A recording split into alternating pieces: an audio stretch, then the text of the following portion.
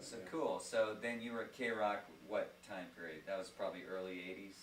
Yeah, I was at K-Rock in 81.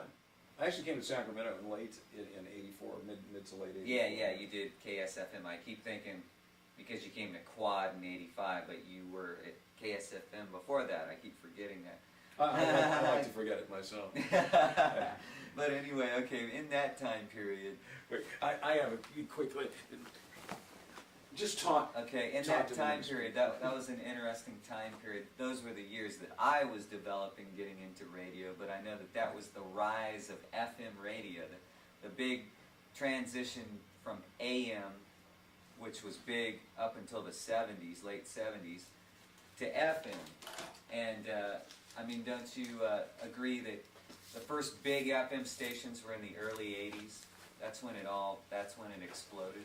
Yeah, I do agree. Especially there was a Los picture from the Angeles. Sacramento Bee when I had just left KWOD to go do mornings at K-Pop.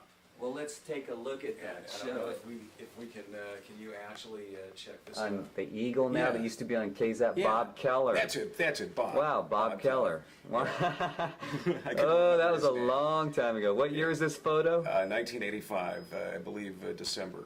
There's Doug Masters from KWOD of the Doug Masters and Masters. Johnson Morning Show. This, I don't know who that is. I never have. Huh. I don't know who he is. Probably a sales guy. What's her name? Sue, Sue Ryan was it Sue Ryan? Yeah. from Cool 101, or back then it was just Cahill, I guess. Yeah. And then above her, who's on the extreme right there. I can't remember her name. But behind her, of course, is Chris Collins with the shades on the left, and Yes. then Rick Gillette with the shades on the right. You'll notice the only two to wear sunglasses in this picture. That was Rusty Humphreys, who was my sidekick at K-Pop. Right. And there I am. And there's Marty Johnson from KWOD in the morning at the Right. time. And that guy looks like somebody from KFBK. All right, wait. Move your hand for a minute. We still have to get you there. That's Dave Skyler and Marty Johnson to his left. And then to Marty's left is who? I think it's somebody from KFBK. And then to his left is who? Could be somebody from KFBK. Ah, I believe that's Jim Hall, isn't it? yeah, Big Jim Hall. Big Jim. Dave, let's go outside. Let's move back to the intense period when you moved from Southern California to KSFM. You came to Sacramento for the first time in 84 Right. at KSFM. KSFM.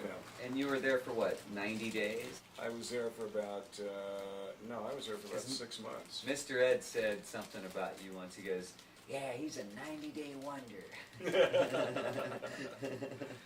And we're still wondering about Mr. Ed. Well, he's #1 in Dallas.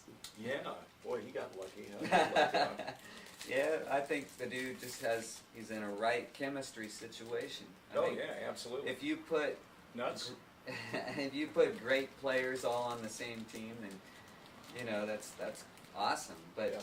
today's radio, which we'll get to later, you wonder about the decision making and putting those teams together. But getting back to the mid '80s when you first came to Sacramento, you came to Sacramento in late '84 to work at KSFM. How was your stay there, working with Morning Zoo, Chris Collins in the Morning Zoo, and Rick Gillette, the program director, Roy Kenji did afternoons, Oh, that's right. Greg Lane. I remember the one day, which probably sealed my fate. Chris Collins called my house, and I was married at the time, and my wife hands me the phone, and she says, "It's a secretary saying to hold for Chris Collins." And never in my life, had it been the program director, had it said, she said, "I'm calling on, for Rick Gillette, please hold on." Who was the program director, then I would have. But a secretary calling for Chris Collins, which I've never had a secretary call for a program director, let alone a secretary calling for a morning guy. So she calls and she says, "Yeah, hold for Chris Collins." And I said, "Yeah, okay." She called back. "How long he must have been disconnected? Can you please hold for Chris Collins?" "Sure." Did you know Click. who Chris Collins was? Yeah, he was the morning guy. Yeah, Okay. I was already there. Oh, okay. I thought this Yeah, was that's before what you got probably, there. I'm Okay. saying, that's what sealed I'm my mixed fate here up. at the big FM 102. But all the Yeah. time that I was at FM 102, I'd been talking to Quantic. Because Really? I'd known To Jeff who? Hunter. Tom Chase or Jeff Hunter? Jeff Hunter, who put me in contact with Ed Stolz. And so you went totally bypassed Tom Chase? Yeah. Oh, that's hilarious because now I've put that all together. I wondered why Tom Chase. Oh, never mind. Go ahead. What? He acted like at times he wasn't in the mix and things. You know, he wasn't a decision maker. Yet he was the program director. And Ed Stolz, I guess, made a lot of decisions. Oh, yeah. You know Ed would intervene. Yeah. He did that with you, didn't he? Well, the thing about him is Ed comes from a background that's unlike a lot of radio people because Ed comes from the planet Mars. well, Ed's like an engineer. you Ed's know. like a pissed off engineer who had his caboose taken away.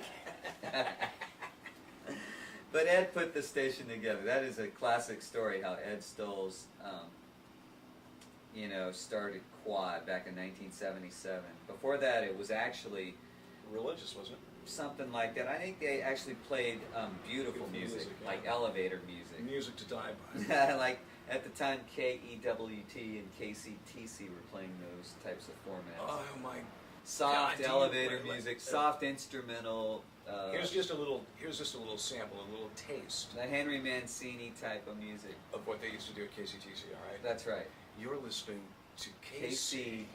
KCTC. No, I'm no, sorry, I you're jumped way in too early. You jumped way too. You see, that's why he didn't work at KCTC. He tried out for the gig. And that's Actually, exactly there's why. some truth to that. Not really, though, but when I was in senior year in college at CSUS, I had a choice to intern at 5 different stations.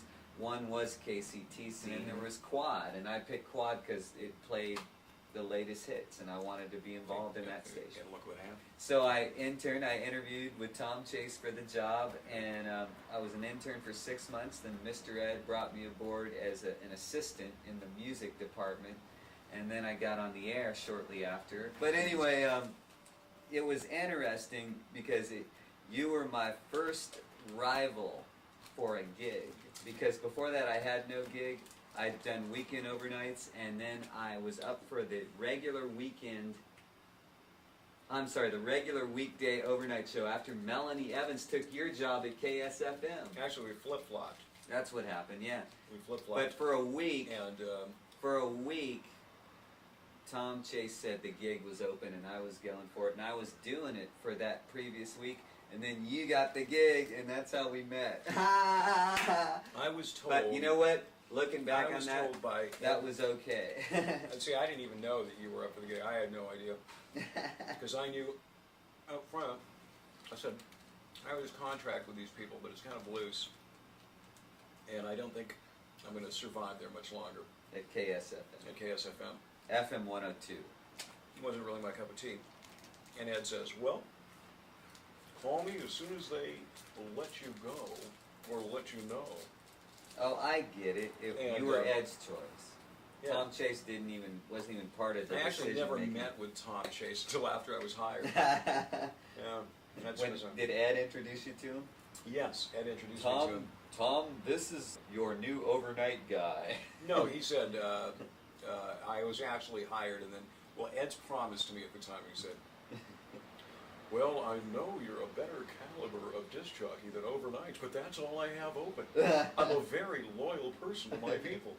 And if you work here for a short time and show me your loyalty, I will put you in your proper shift. Ah, that's what he said to me in the early days. So That's cool. that basically was the deal. And the day that I got the axe from KSFM, I called Jeff Hunter, Terry Steele, and he put me in touch with Ed immediately, and I was on the next day. That's awesome, man. That's cool. No, I'm glad that happened, because that's how our friendship began. Yeah, and I had no idea at that point that you were up for the job. Because I didn't Maybe know. because Tom Chase had no idea that you You were up for the job.